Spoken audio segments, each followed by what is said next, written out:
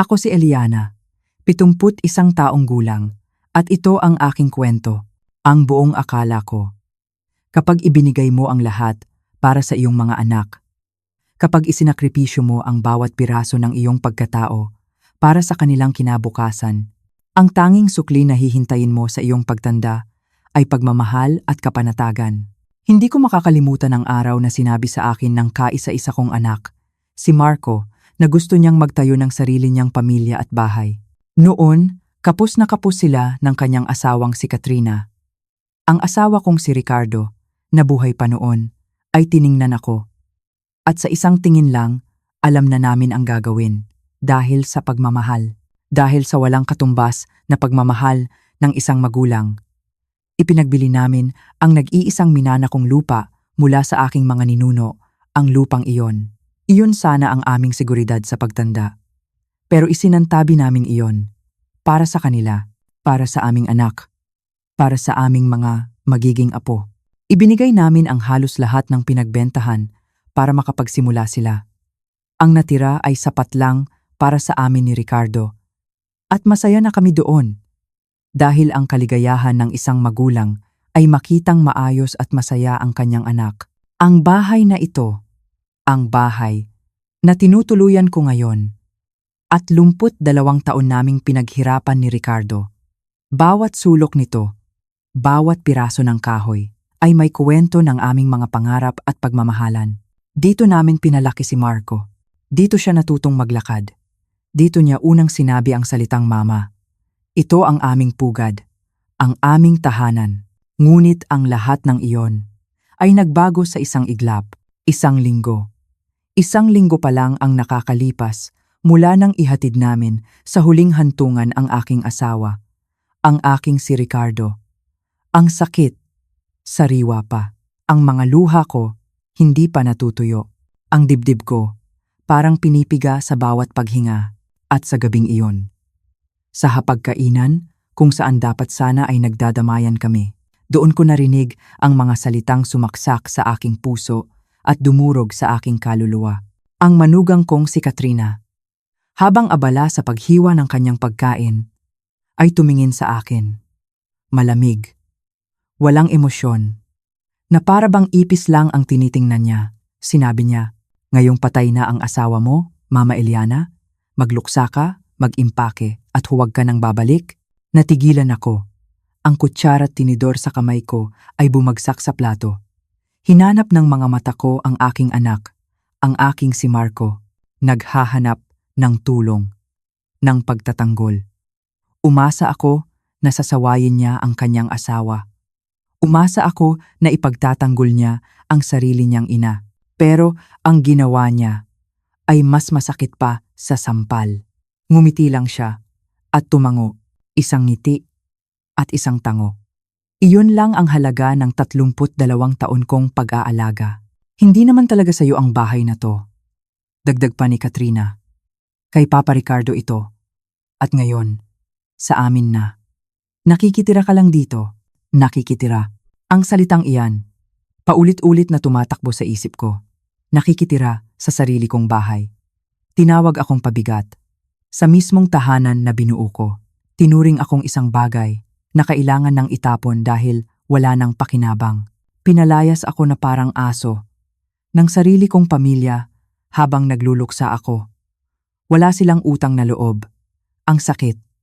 Ang sakit ay hindi maipaliwanag. Isang salita lang. Isang salita lang mula sa anak ko ang hinihintay ko para ipagtanggol ako. Pero wala. Wala akong narinig. Binigyan nila ako ng 2 linggo. 2 linggo. 2 linggo. At para buwagin ang isang buong buhay na binuo namin ni Ricardo. Saan ako pupunta? Sa edad kong ito? Anong gagawin ko? Ang gusto ko lang gawin ay umiyak. Ang sumuko, ang magmakaawa. Pero habang paakyat ako sa aming hagdanan, bawat hakbang ay parang pasan ko ang buong mundo. May naalala ako. Isang gabi.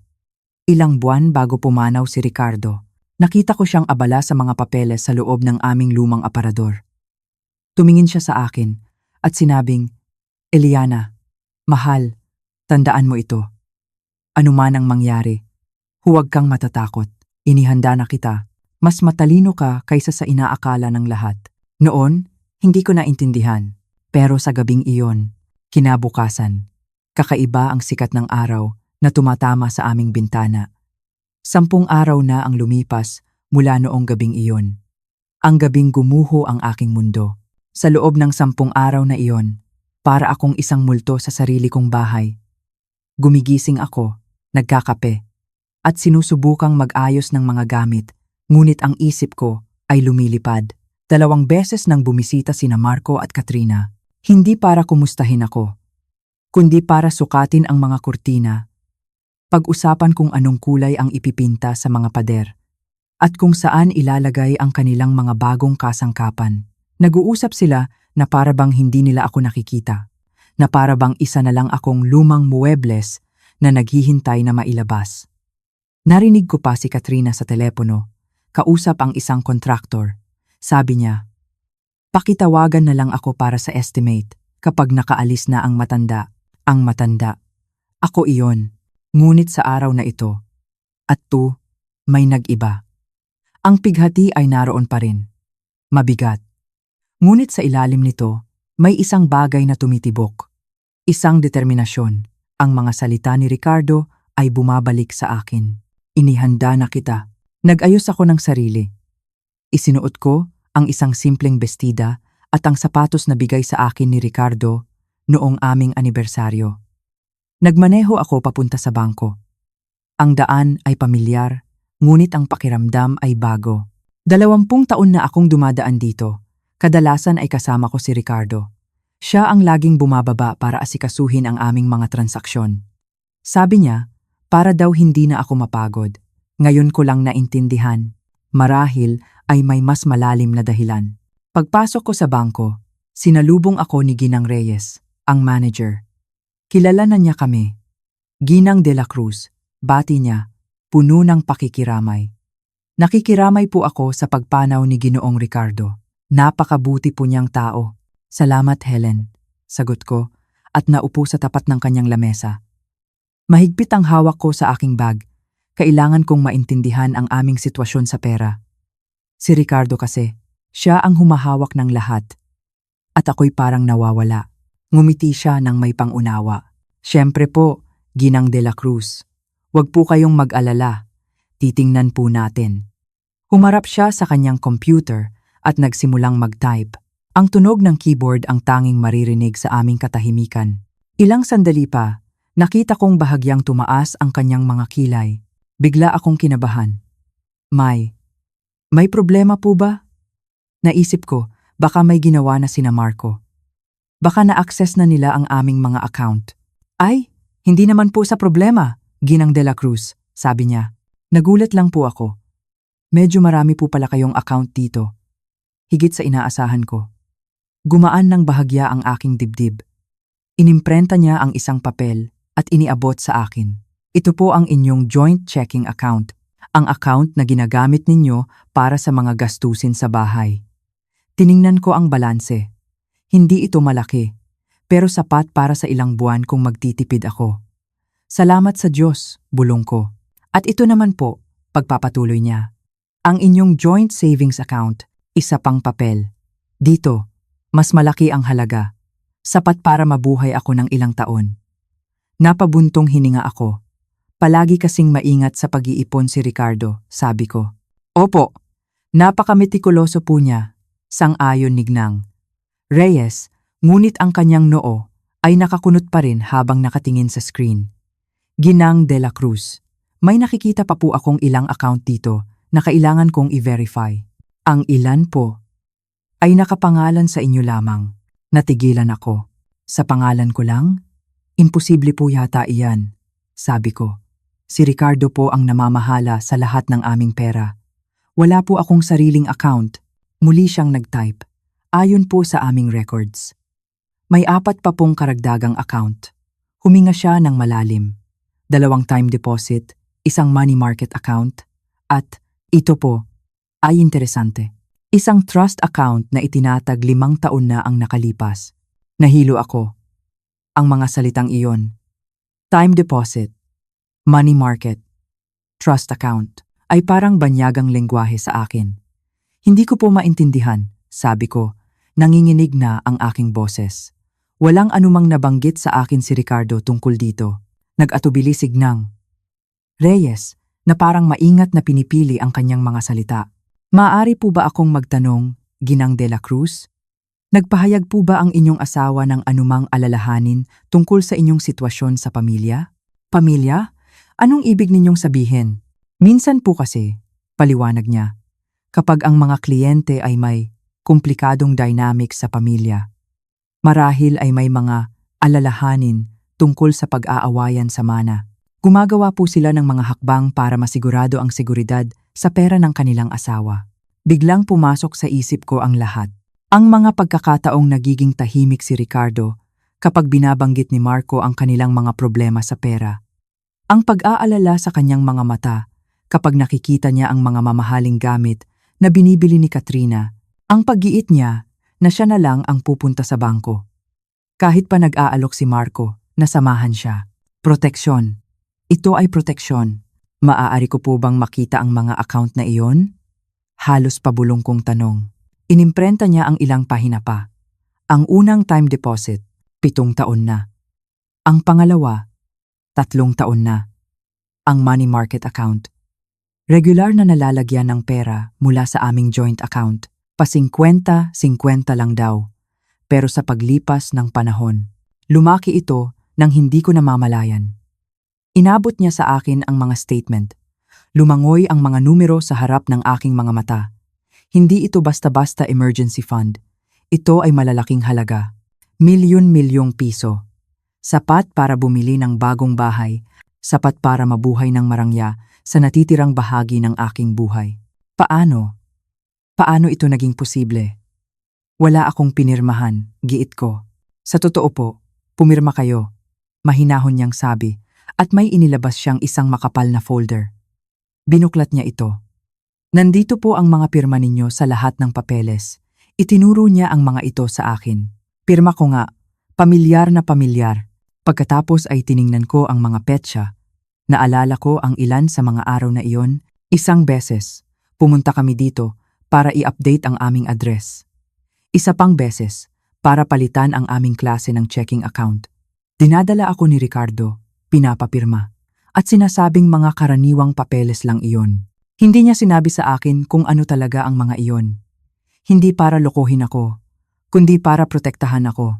May isa pa pong bagay, sabi ni Gining. Reyes, mas maingat na ngayon ang kanyang boses.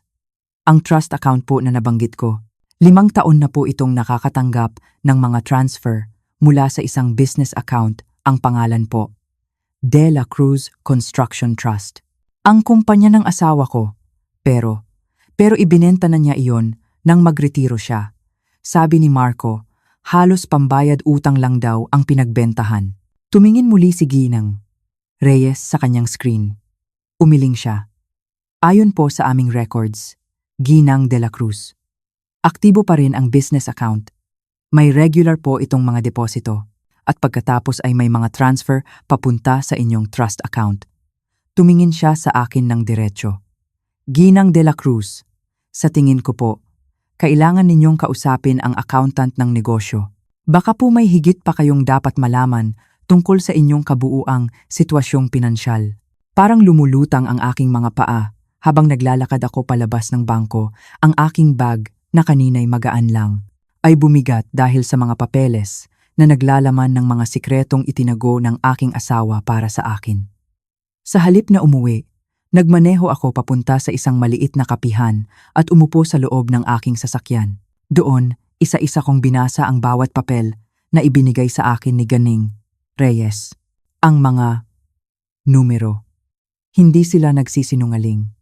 Habang sina Marco at Katrina ay abala sa pagsukat ng aking kusina at pagpaplano ng kanilang mga renovation, habang tinatrato nila ako na parang isang basurang kailangang itapon.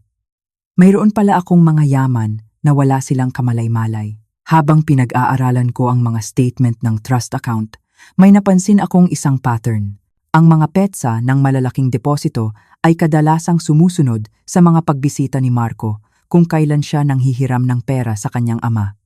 Binibigyan ni Ricardo ang aming anak, ngunit tinitiyak niyang may katumbas o mas malaking halaga ang napupunta para sa aking proteksyon, na para bang alam na alam niya na darating ang araw na kakailanganin kong tumayo sa sarili kong mga paa laban sa kanila.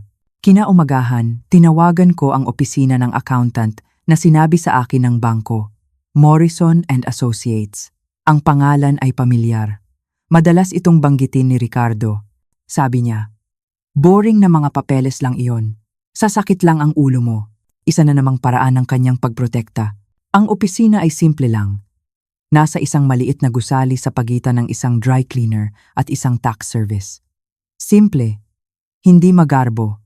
Tulad ni Ricardo. Pagpasok ko, isang babaeng kasing edad ko ang sumalubong sa akin. Ang kanyang buhok na kulay pilak ay nakapusod. At sa likod ng kanyang salamin ay may mga matang puno ng kabaitan at talino. Siya si Ginang Santos. Ginang de la Cruz, bati niya. At iginiya ako sa isang upuan. Una sa lahat, hayaan ninyo po akong mag-alok ng aking pakikiramay. Si Ginoong Ricardo ay isang mabuting tao at isang tapat na negosyante. Mamimiss ko po ang aming mga quarterly meeting. Salamat. Sagot ko. Mahigpit ang hawak sa aking bag kung saan nakatago ang mga bank statement. Nandito po ako para subukang intindihin ang aming sitwasyon sa pera. Nabanggit po kasi ng bangko ang tungkol sa isang patuloy na kita mula sa negosyo na hindi ko po alam. Bahagyang tumaas ang kilay ni Geenge Santos. Hindi ninyo po alam? Kakaiba po iyon. Madalas po kayong ikwento sa akin ni Ginoong Ricardo at ang akala ko po natigilan siya na parang pinag-iisipan ang kanyang mga salita. Pakiusap po, sabi ko. Kailangan kong maintindihan kung ano ang nangyayari. Sinabi po sa akin ng aking anak na ang negosyo ay matagal nang naibenta at halos pambayad utang lang ang kinita. Ang mukha ni Ginang Santos ay nagpakita ng tunay na pagkalito. Naibenta? Tanong niya. Ginang de la Cruz. Hindi po naibenta ang De La Cruz Construction.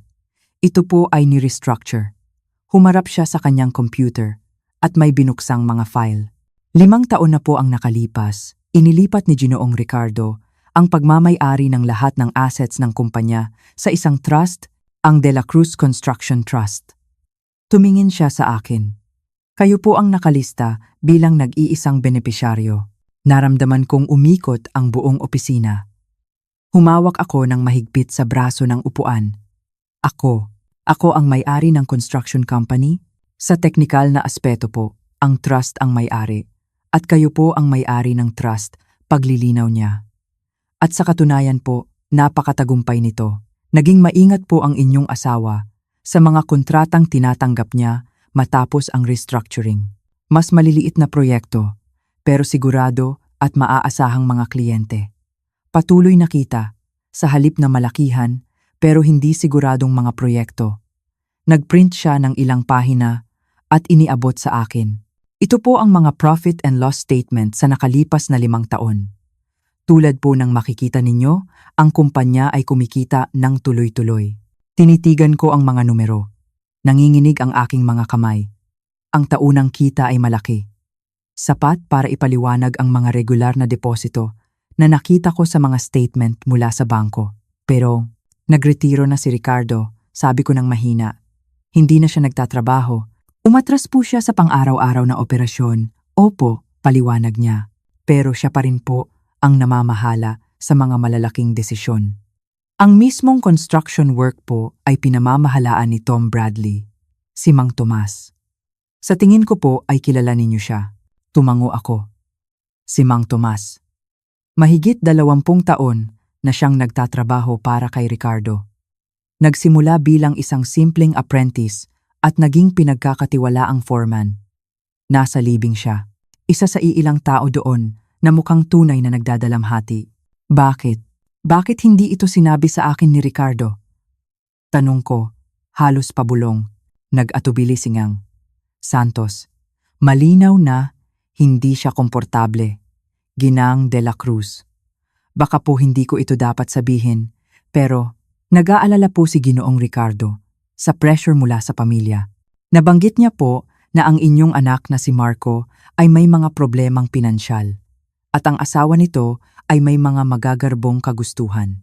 Nag-aalala po si Ginoong Ricardo na kung malalaman ng pamilya ang tungkol sa patuloy na kita ng negosyo, magkakaroon po ng mga inaasahan at mga hiling na maaaring makompromiso ang inyong seguridad sa hinaharap. Ang mga piraso ng puzzle ay nabubuo na sa aking isipan at ang larawan ay masakit. Bawat pakiusap ni Marco, bawat parinig ni Katrina ay isang senyales para kay Ricardo na kailangan niyang kumilos para protektahan ako. May isa pa po kayong dapat malaman, sabi ni Gineng Santos. At may kinuha siyang isa pang folder. Ang mga pautang po na ibinigay niya kay Marco. Malalaking halaga po iyon. Ngunit ang mga iyon ay nanggaling sa operating account ng negosyo, hindi po sa inyong personal na pera. At naging maingat po siya na idokumento ang lahat ng maayos. Binuksan niya ang folder. Ito po ang mga kopya ng lahat ng loan agreement sa pagitan ng negosyo at ng inyong anak. Iginigiit po ni Ginoong Ricardo na ituring ang mga ito bilang formal na transaksyon na may mga schedule ng pagbabayad at interes. Nanginginig kong kinuha ang folder. Pahina-pahina ng mga kasunduan sa pautang. Bawat isa ay pirmado ni Ricardo at ni Marco. Ang mga halaga ay nakakagulat. Libo-libo, daan-daang libo, hanggang sa umabot sa isang kabuuang hindi ko halos kayang isipin. Nagbabayad po ba si Marco sa mga utang na ito? Tanong ko. Kahit na alam ko na yata ang sagot, naging hindi komportable ang mukha ni Ginang Santos. Ang schedule po ng pagbabayad ay nagpapakita ng malaking pagkukulang. Sa katunayan po, wala pa siyang nababayaran ni isang kusing. Sa huling talaan po noong nakaraang buwan, ang kanyang natitirang balanse, kasama na ang naipong interes, ay humigit kumulang 5,500,000 piso. 5,000,000 piso. Ang numerong iyon ay tumama sa akin na parang isang malakas na sampal. May utang si Marco sa negosyo, ng pamilya, sa aking negosyo, ng halos 6,000,000 piso, habang sinasabi sa akin na ang kanyang ama ay walang iniwan kundi mga utang. Noong nakaraang buwan po, dagdag ni Gaang Santos, tumawag po sa akin ng direkta ang inyong anak. Sinabi niya na sa pagpanaw ng kanyang ama, siya na ang mamamahala sa mga gawain ng negosyo. Hiniling niya sa akin na ihanda ang mga dokumento para sa paglilipat ng pagmamay-ari. Sinabi ko po sa kanya na kakailanganin ko ng nakasulat na pahintulot mula sa benepisyaryo ng trust, mula sa inyo. Mukhang nagulat po siya na may kinalaman pala kayo sa istruktura ng negosyo. Kaya pala. Ang plano niya ay angkinin ang negosyo kasama ng bahay sa pag-aakalang ako ay masyadong nagluluksa at ignorante para maintindihan ang nangyayari. Ang pagtataksil ay mas malalim pa kaysa sa aking inakala. Huminga ako ng malalim. Ang babaeng pumasok sa opisinang ito kanina ay iba na sa babaeng nakaupo ngayon. Ging na. Santos, sabi ko, mas matatag na ang aking boses. Gusto kong mag-schedule ng isang pulong kasama si Mang Tomas sa lalong madaling panahon. At gusto kong maintindihan ang lahat ng aking mga opsyon tungkol sa mga natitirang utang na ito. Kinabukasan, umupo kami ni Mang Tomas sa aking kusina. Ang kanyang mga kamay, nasanay sa bigat ng martilyo at kalyo mula sa maraming taon ng pagtatrabaho, ay maingat na nakahawak sa tasa ng kape.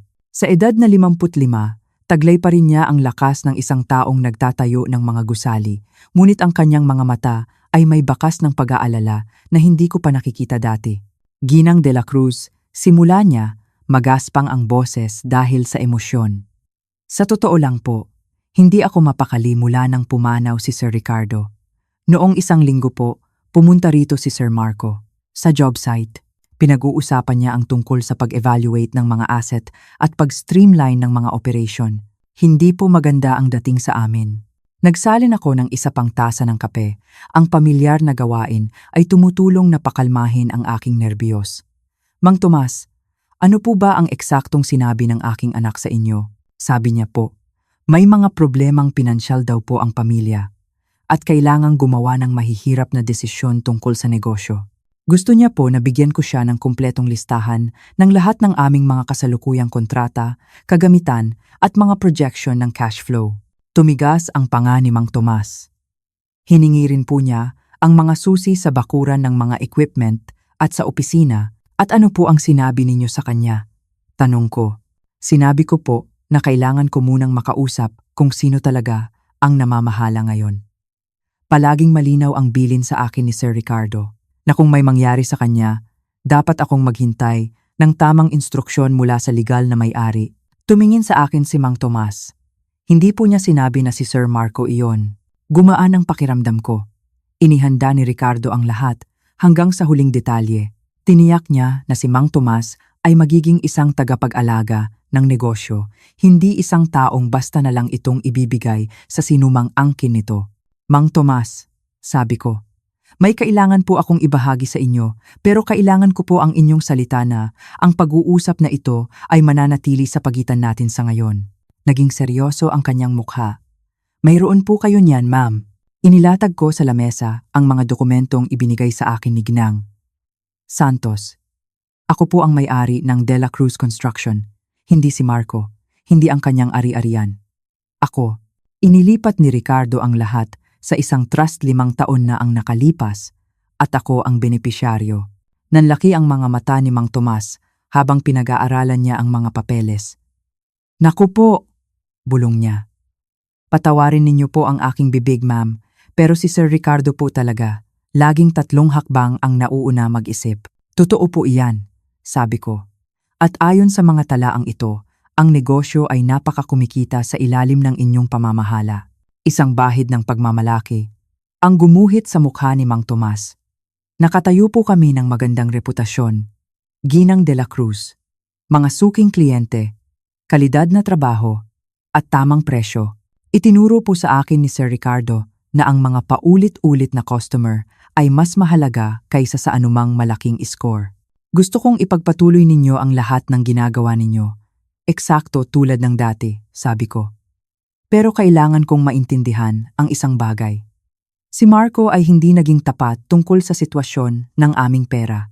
Maaari niyo po bang ikwento sa akin ang anumang mga interaksyon ninyo sa kanya tungkol sa mga usapin sa negosyo? Nagdilim ang mukha ni Mang Tomas. Marami-rami na rin po sa paglipas ng mga taon. Dumarating po siya kapag wala si Sir Ricardo. Nagtatanong tungkol sa cash flow. Gustong malaman kung kailan may mga darating na bayad mula sa mga kliyente. Ilang beses po siyang nagsuggest na baka pwedeng tulungan siya ng negosyo para sa ilang investment opportunities. At ano po ang sinasabi ninyo? Na kailangan niyang kausapin ang kanyang ama. Hindi po ako tanga, Ginang de la Cruz. Nakikita ko po kung ano ang nangyayari. Naging mas matigas ang boses ni Mang Tomas. Noong 1 taon nga po, sumulpot siya sa bangko sa mismong araw na nagdeposito kami ng malaking bayad mula sa isang proyekto.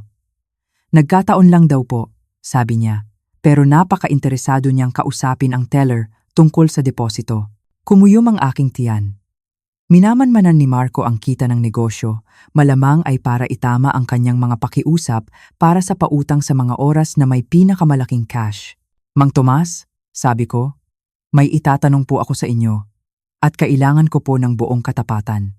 Sa tingin ninyo po ba, naiintindihan ni Marco kung gaano kalaking pera ang dumadaloy sa negosyong ito? Natahimik si Mang Tomas nang matagal nag-iisip. Sa tingin ko po, alam niyang mas malaki ito kaysa sa ipinapakita ng inyong pamilya. Pero hindi ko po iniisip na alam niya ang buong lawak nito. Napakaingat po kasi ni Sir Ricardo sa paghihiwalay ng pera ng negosyo at personal na pera, kahit man lang sa papel. Anong ibig ninyong sabihin? Matalino po kasi ang asawa ninyo. Kapag humihingi ng tulong si Sir Marco, sasabihin ni Sir Ricardo na hirap ang negosyo, na maliit lang ang kita, pero pagkatapos, hahanap siya ng paraan para tulungan pa rin siya. Kadalasan bilang isang pautang mula sa account ng negosyo, sa halip na mula sa kanyang personal na pondo. Inilabas ni Mang Tomas ang kanyang sariling maliit na kwaderno, na pudpod na sa maraming taon ng paggamit. Itinatala ko po ang lahat, Ginang de la Cruz. Isang ugali na itinuro sa akin ni Sir Ricardo. Ayon po sa aking mga tala, Si Sir Marco ay nakatanggap ng mga kabayaran na umaabot sa halos 5 milyon at 800,000 piso sa nakalipas na 5 taon. Mas mataas pa sa sinabi ni Gang Santos. Mga kabayaran, hindi mga pautang, paliwanag ni Mang Tomas. Doon po naging matalino si Sir Ricardo. Sa papel mga pautang ito, na may mga schedule ng pagbabayad at lahat, pero hindi po niya kailanman ipinatupad ang mga tuntunin. Kapag hindi nakakabayad si Sir Marco, hahayaan na lang ni Sir Ricardo na lumipas ito. Kaya pala, sa isip ni Marco, hindi niya kailangang magbayad para sa kanya. Mga regalo iyon.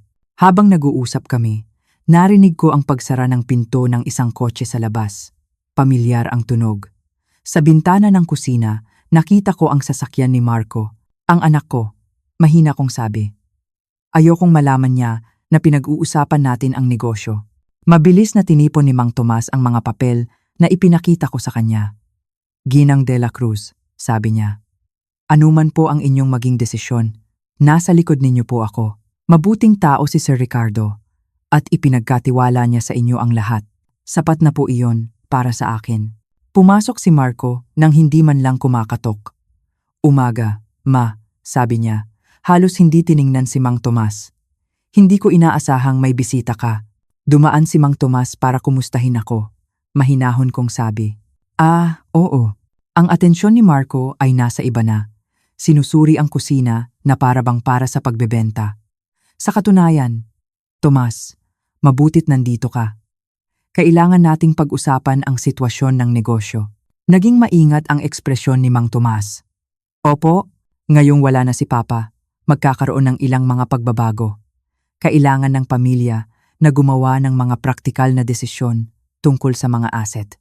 Pinapanood ko ang palitan na ito. Namamangha sa kung gaano kakampante si Marco, kung gaano siya kasigurado sa kanyang awtoridad.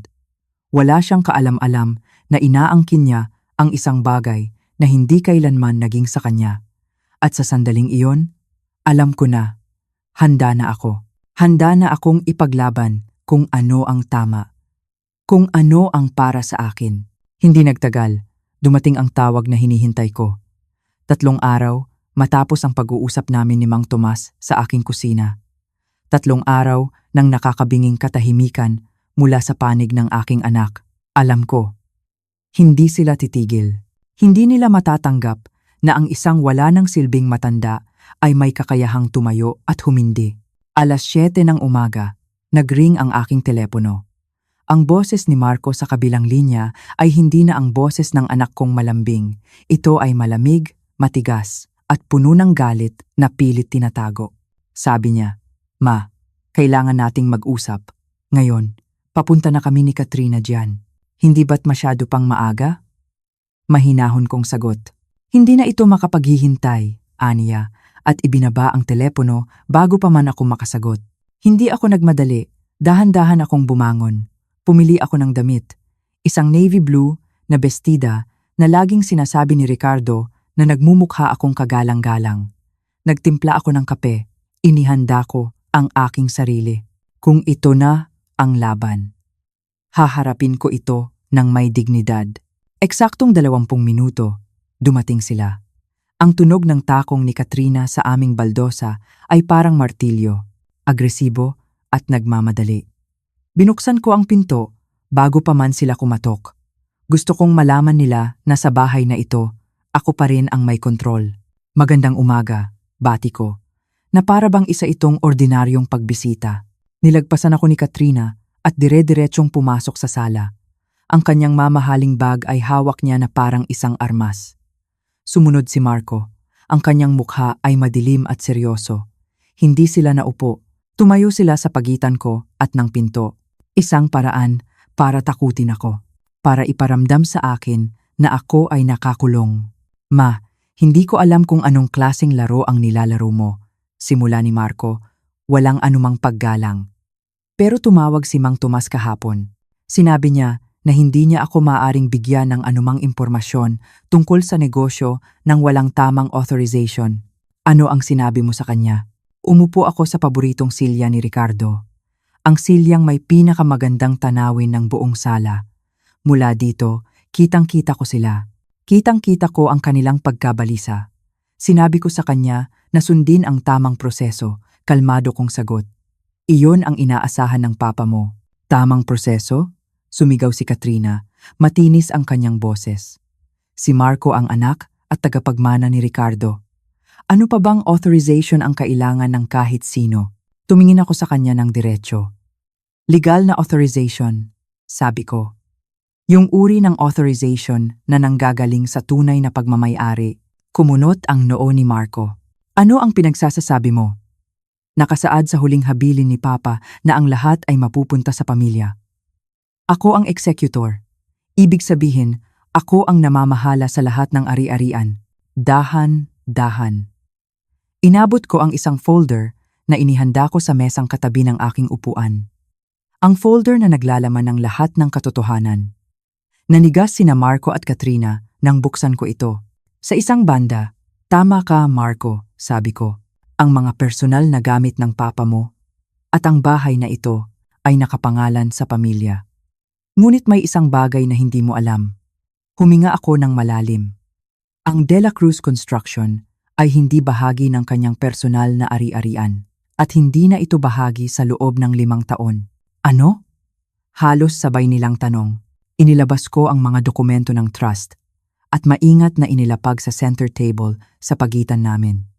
Ang De La Cruz Construction ay pag-aari ng De La Cruz Construction Trust mula pa noong 2019. Tinitigan ko sila, isa-isa. At ako ang nag-iisang benepisyaryo ng trust na iyon. Ang katahimikan na sumunod ay nakakabingi.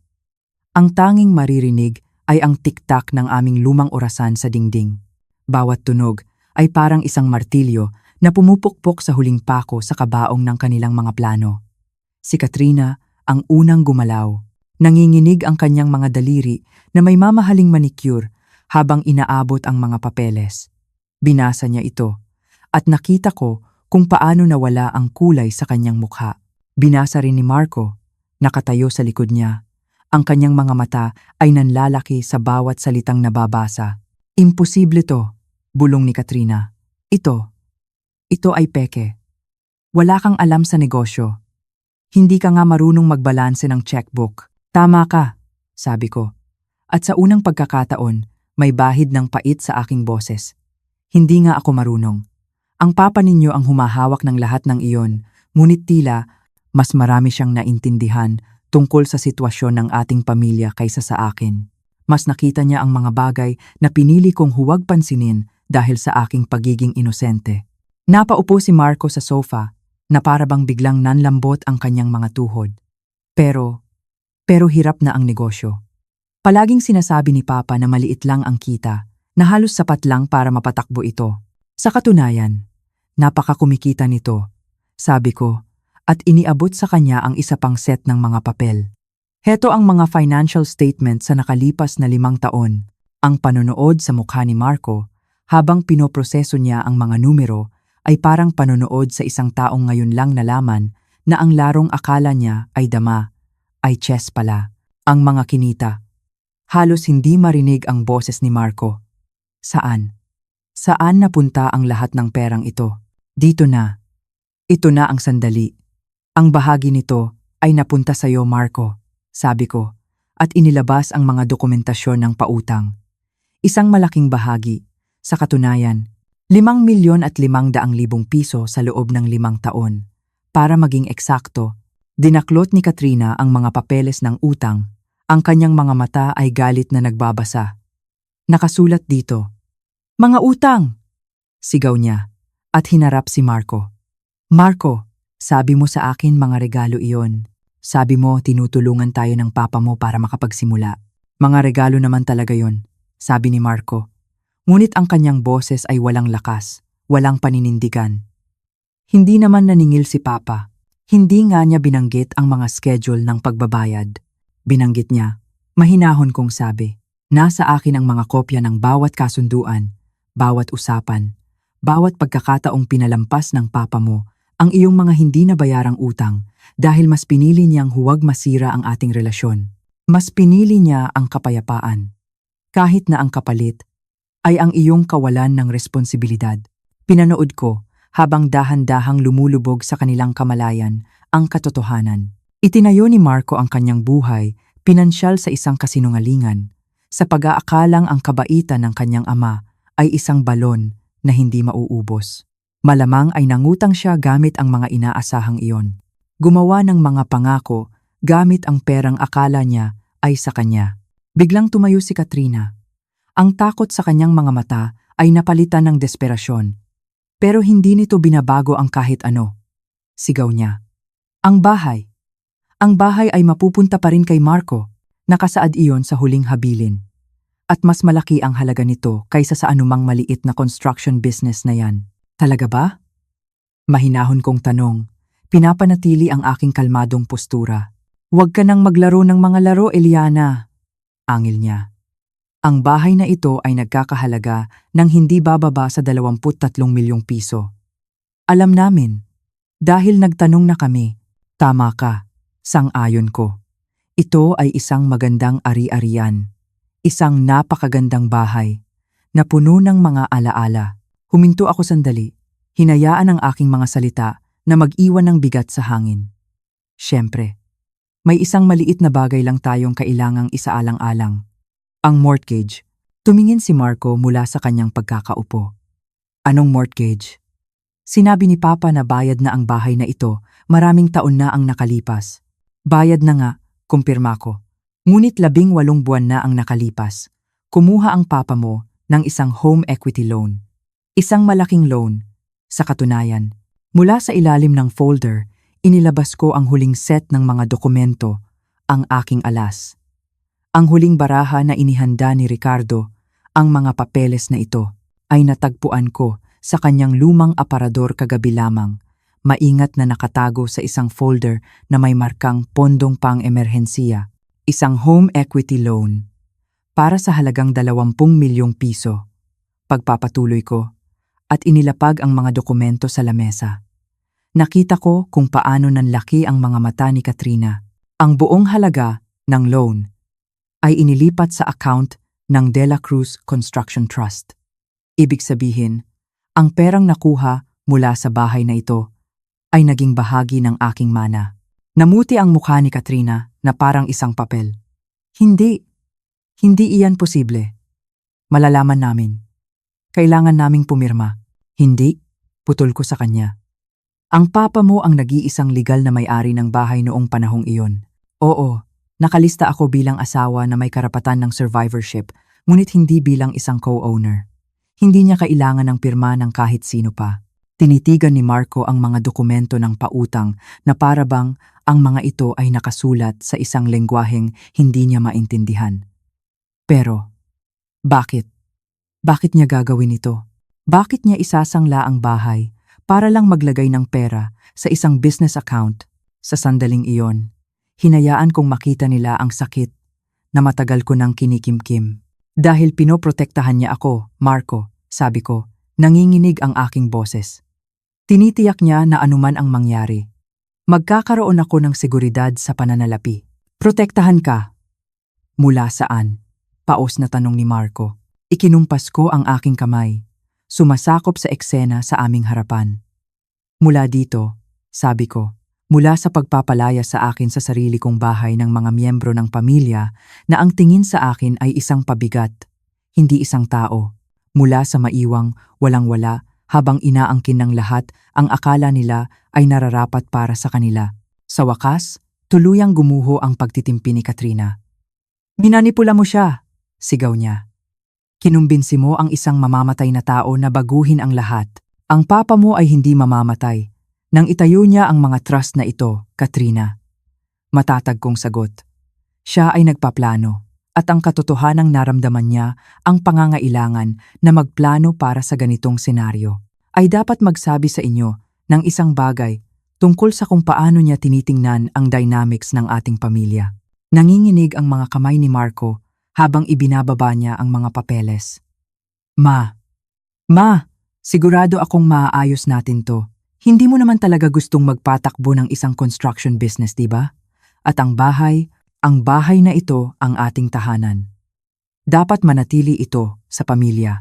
At mananatili nga ito sa pamilya, Marco. sabi ko. Mananatili ito sa akin. Pero ang mga bayarin sa mortgage. Desperadong sabi ni Katrina, kumakapit sa huling hibla ng pag-asa. Paano mo kayang bayaran ang mortgage? Sa parehong paraan na binalak ng papa mo. Sagot ko. Gamit ang kita mula sa De La Cruz Construction. Tiniyak sa akin ni Mang Tomas na ang negosyo ay matatag at sinabi sa akin ni Ginang Santos na ang cash flow ay kayang-kayang bayaran ang loan, na may malaki pang matitira para sa aking mga gastusin. Tumayo ako at pinagpag ang aking bestida. Ngayon, kung natatandaan ko, may nabanggit kayo tungkol sa paglipat. Sa tingin ko, isa pa rin iyong napakagandang ideya. Tumingin ako sa kanila ng may awa. Hindi para sa akin. Siyempre, ngunit sigurado akong makakahanap kayo ng isang magandang lugar para magsimula muli. Tinitigan ako ni Marco na para bang ngayon lang niya ako nakita. Ma, hindi ka maaaring maging seryoso pagkatapos ng lahat ng ginawa ni Papa para sa'yo. Pagkatapos ng lahat ng kahulugan ng ating pamilya. Ginawa nga ng Papa mo ang lahat para sa akin, putol ko sa kanya. Minahal niya ako ng sapat para siguraduhing hindi ako magiging kaawa-awa sa sinuman. Kasama na ang sarili kong anak. At ngayon ko lang lubusang nauunawaan kung gaano ko pala kailangan ang proteksyong iyon. Si Katrina ay nasa pinto na. Ang kanyang mukha ay nababalot ng galit at hindi paniniwala. Hindi pa ito tapos. Eliana, lalabanan namin ito. Kukuwestiyonin namin ang lahat. Malaya kayong subukan. Kalmado kong sabi. Ngunit dapat ninyong malaman na ang lahat ng ginawa ng papa ninyo ay ganap na legal at maayos na nakadokumento. Napakametikulosa ni Ginang Santos at naibigay na niya ang mga kopya ng lahat ng mahahalagang dokumento sa aking abogado. Huminto si Marco sa pinto. Ang kanyang ekspresyon ay pinaghalong pagkalito at sakit. Hindi ko maintindihan, Ma. Bakit? Bakit mo ginagawa ito sa amin? Tinitigan ko ang aking anak, ang lalaking minsan kong minahal ng higit sa aking buhay. Wala akong ginagawa sa inyo, Marco, sabi ko. Pinipigilan ko lang kayong gawin ito sa akin. Nang umalis na sila, ang biglaang katahimikan sa bahay ay nakakabingi. Ang natira na lang ay ang tiktak ng orasan at ang malakas na pagtibok ng aking puso. Umupo akong muli sa silya ni Ricardo, ang aking bahay. Ang aking katahimikan, hinaplos ko ang makinis na kahoy ng braso ng upuan.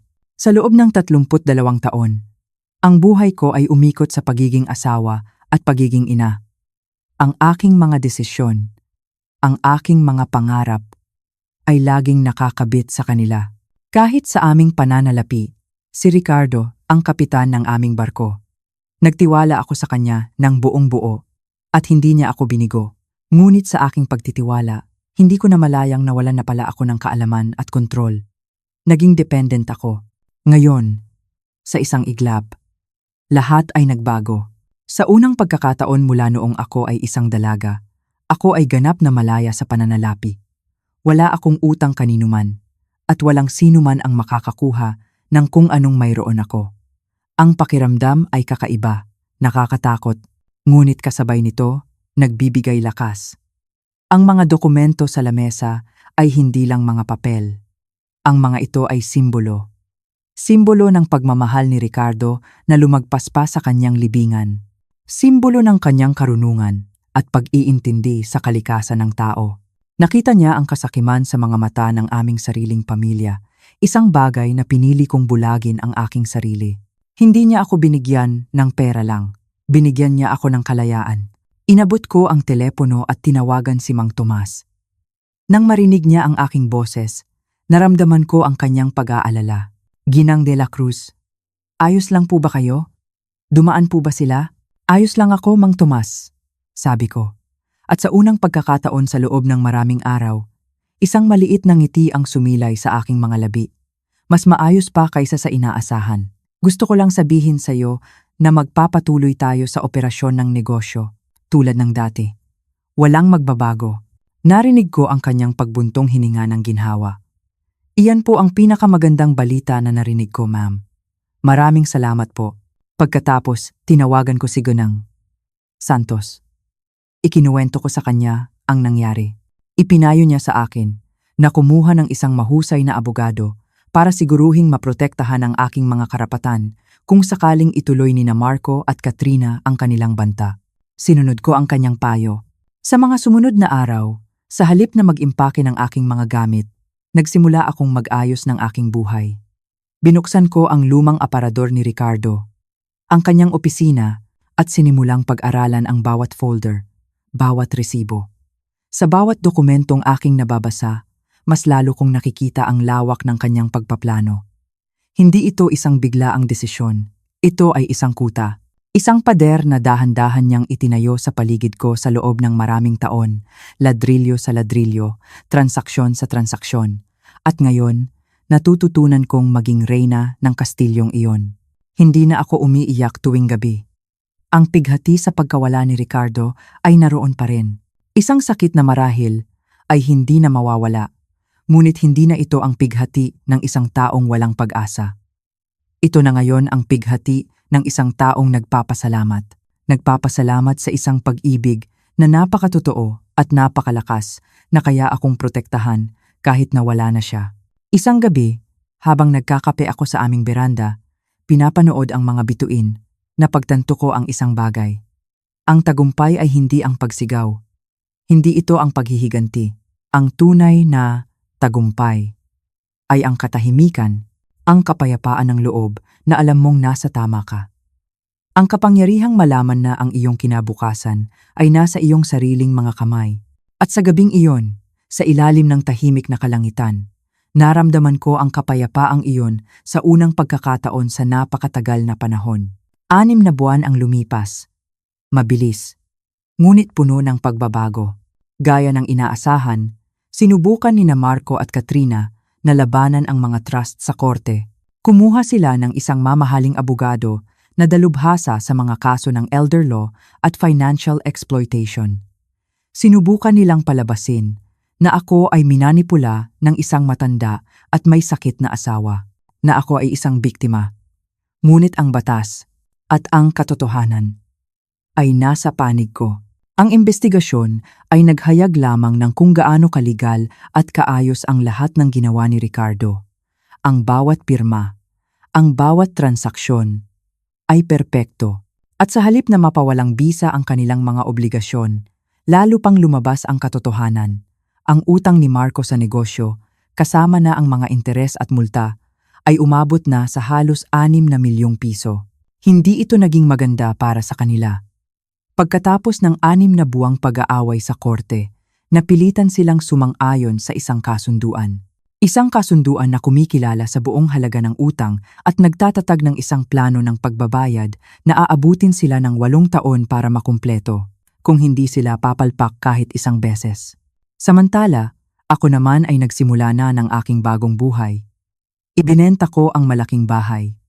Masyadong malaki na ito para sa akin at masyadong puno ng masasakit na alaala ng pagtataksil. Ginamit ko ang pera mula sa aking mga account para bumili ng isang maliit, ngunit napakagandang cottage sa tabi ng dagat sa Batangas. Isang lugar kung saan ang maririnig ko tuwing umaga ay ang tunog ng mga alon, hindi ang mga akusasyon at kasinungalingan. Ang De La Cruz Construction ay patuloy na umunlad sa ilalim ng pamamahala ni Mang Tomas. Tumatawag siya tuwing Biyernes ng hapon para i-update ako, at ang kita ay direktang idinideposito sa aking account. Tinupad ko ang aking pangako na panatilihin ang negosyo. Isang pamana mula kay Ricardo na ngayon ay aking ipinagpapatuloy. Isang umaga, habang nagkakape ako sa aking terrace na nakaharap sa dagat, isang bagay na kamangha-mangha ang aking natuklasan. Habang inaayos ko ang mga papeles ng negosyo kasama si Gneng Santos, nakita namin ang isang deed of sale. Ang cottage na ito, ang lugar na aking tinutuluyan, ay binili pala ni Ricardo 3 taon na ang nakalipas, gamit ang pondo ng trust. Kasama ng papeles ay isang sulat kamay na tala mula sa kanya para sa pagre-retiro ni Eliana, kapag handa na siya para sa hangin ng karagatan at isang buhay na walang ibang sinusunod kundi ang kanyang sariling iskedyul. Kahit sa kabilang buhay, patuloy niya akong inaalagaan. Sa araw na iyon, dumating ang aking abogado, si Attorney Cruz, dala ang pinal na kasunduan at isang sobre. Ang sobre ay may sulat kamay ni Marco. Sa loob, isang maikling liham. Ma, alam kong marahil ay hindi mo ako mapapatawad sa paglaban ko sa'yo, ngunit gusto kong malaman mo na sa wakas. Naiintindihan ko na kung ano ang ginagawa ni Papa. Kinailangan kong halos mawala ang lahat para makita kung gaano karami ang aking binaliwala. Nagpapayo na kami ni Katrina at kumukuha ako ng 2 trabaho para matugunan ang schedule ng pagbabayad. Umaasa ako na balang araw, papayagan mo akong makausap kang muli. Patawad sa lahat. Marco, tiniklop ko ang sulat. Ang paghingi ng tawad ay tila tunay. Ngunit ito ay 6 na buwan ng huli at dulot ng mga kahihinatnan, hindi ng konsensya. May gusto po ba kayong ipasabi? Tanong ni Attorney Cruz. Umiling ako. Wala. Kung gusto ni Marco na ayusin ang aming relasyon, kailangan niyang gawin iyon sa parehong paraan ng pagbabayad niya sa kanyang utang. Dahan-dahan, tuloy-tuloy, at sa paglipas ng panahon, matapos umalis ng aking abogado, muli kong binasa ang sulat. Ang pighati ay naroon pa rin. Hindi lang para kay Ricardo, kundi para sa anak na akala ko'y pinalaki ko, at sa pamilyang akala ko'y totoo. Ngunit sa ilalim ng kalungkutan, may isang bagay na mas matibay. Isang malalim na kasiyahan na alam kong nanindigan ako para sa aking sarili noong panahong pinakamahalaga ito. Tumunog ang aking telepono. Isang hindi pamilyar na numero. Ito pala ay ang anak na babae ni Gneng Santos. Nagsisimula raw siya ng isang support group para sa mga kababaihan na nakaranas ng financial manipulation mula sa pamilya.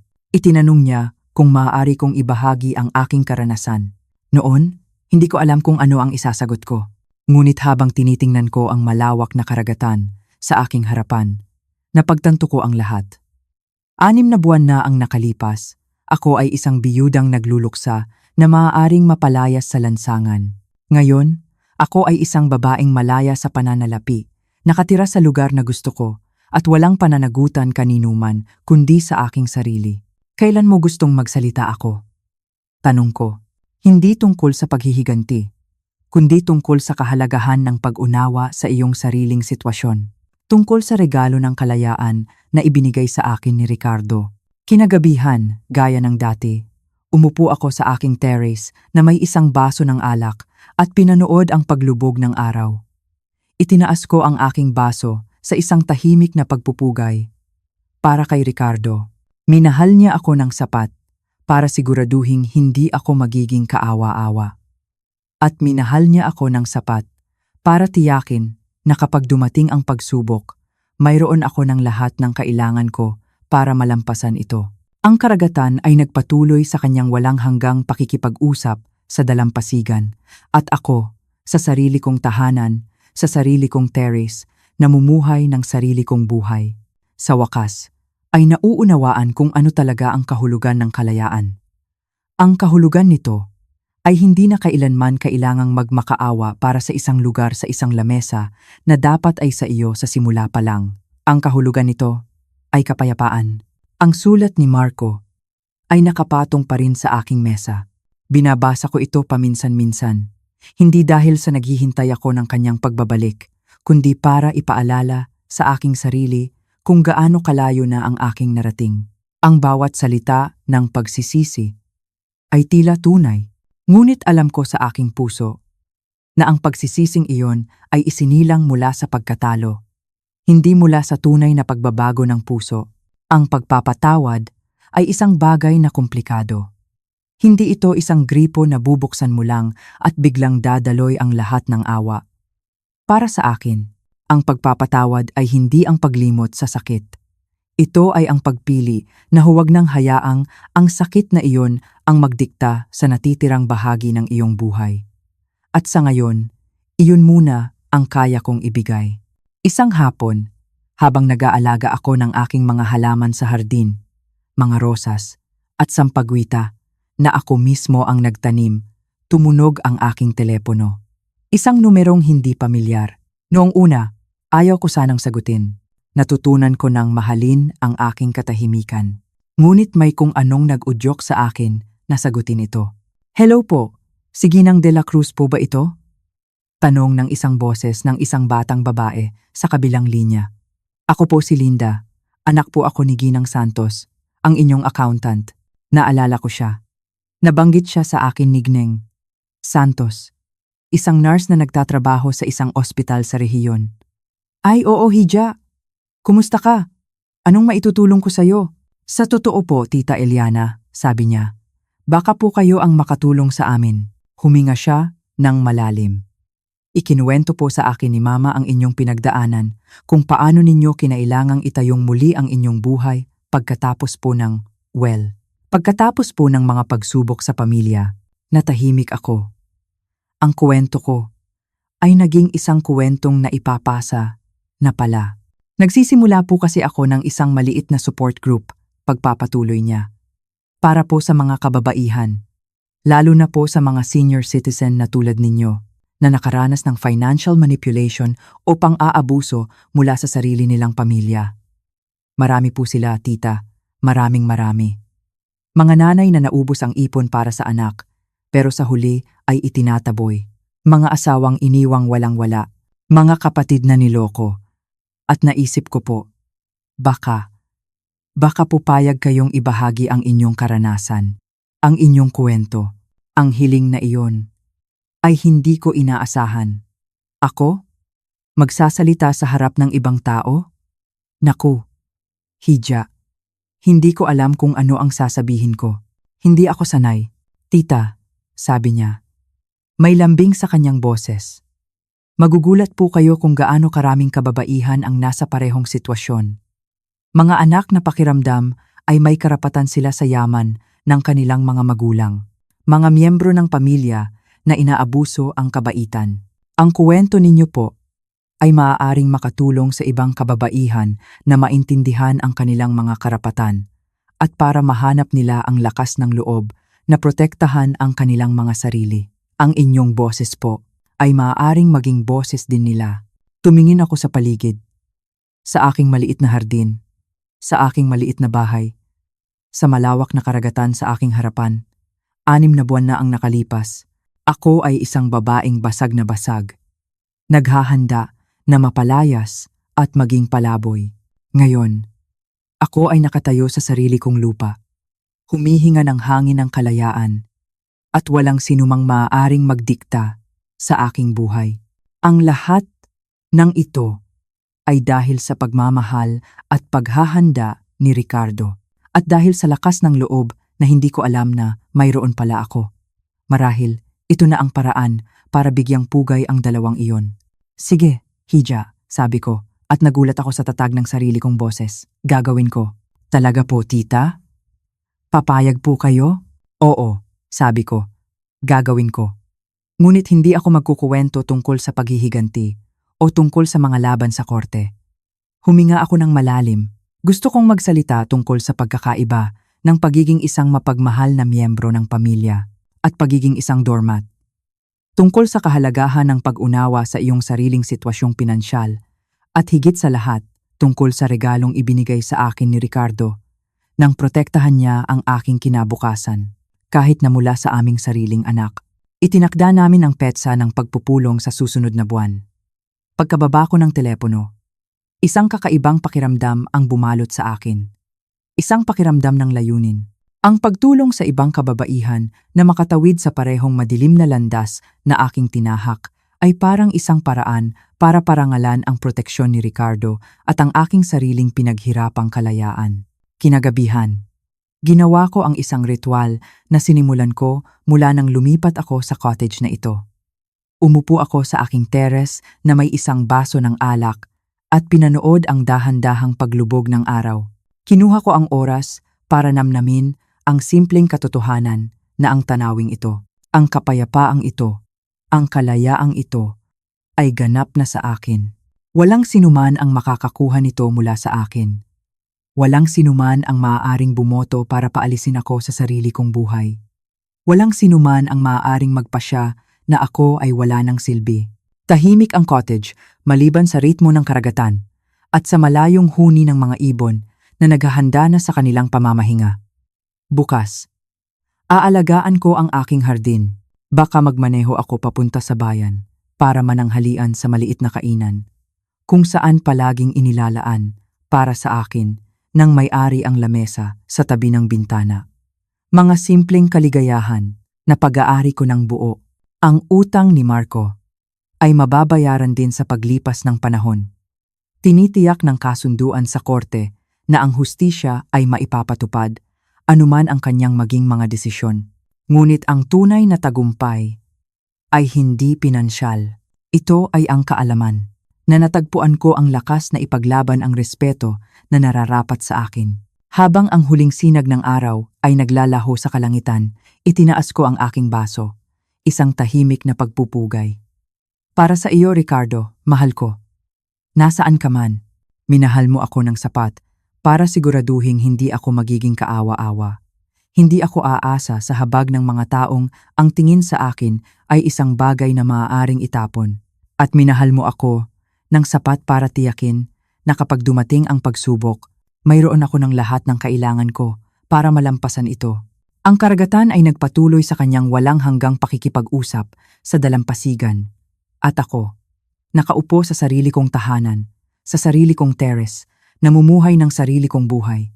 Sa wakas, ay lubusang nauunawaan kung ano talaga ang kahulugan ng kalayaan.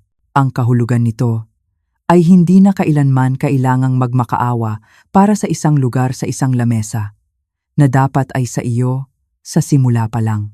Ang kahulugan nito ay kapayapaan. Ngayon, ako naman ang may tanong sa inyo. Sa inyong mga nakikinig at nanonood ng aking kwento, ano ang gagawin ninyo kung kayo ang nasa aking kalagayan? Naranasan nyo na ba ang isang bagay na katulad nito? Ibahagi ninyo ang inyong kwento sa comments sa ibaba.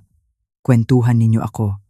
At sabihin nyo na rin kung taga saan kayo, para makita ko kung gaano nakalayo ang narating ng aking istorya.